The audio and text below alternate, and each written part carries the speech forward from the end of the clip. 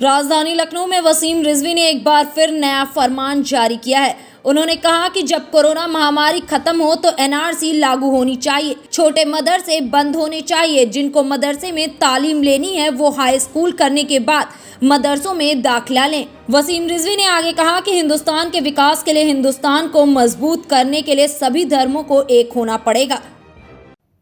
जैसे ही कोरोना महामारी खत्म हो, एनआरसी लागू होना चाहिए, छोटे मदरसे बंद होना चाहिए, जिनको मदरसों में तालीम लेनी हो वो हाई स्कूल करने के बाद मदरसों के अंदर दाखिला ले।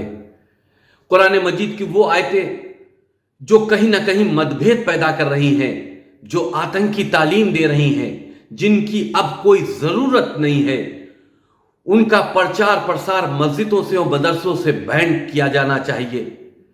हमारे देश के लिए यह बेहद जरूरी है, क्योंकि अभी आपने बंगाल का चुनाव देखा।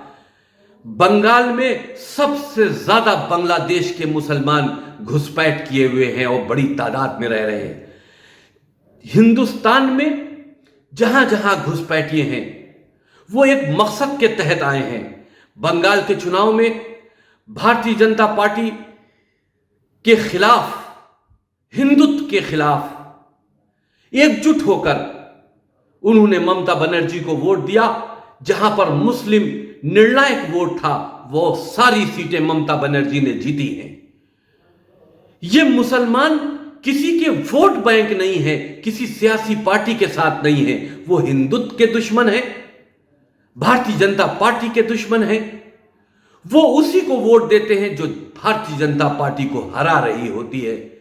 ये अच्छे संकेत नहीं है, ये हिंदुस्तान को बर्बाद करने के संकेत हैं। हिंदुस्तान के विकास के लिए, हिंदुस्तान को मजबूत करने के लिए सारे धर्मों को एक होना पड़ेगा। जिस तरह से विभाजन हो रहा है, जिस तरह से सियासी पार्टियां गेम खेल रही हैं, ये हिंदुस्तान को तोड़ने की कोशिश कर रही हैं, हिंदुस्तान में गृह युद्ध छेड़ने की कोशिश कर रही हैं। फिलहाल इस खबर में बस इतना ही।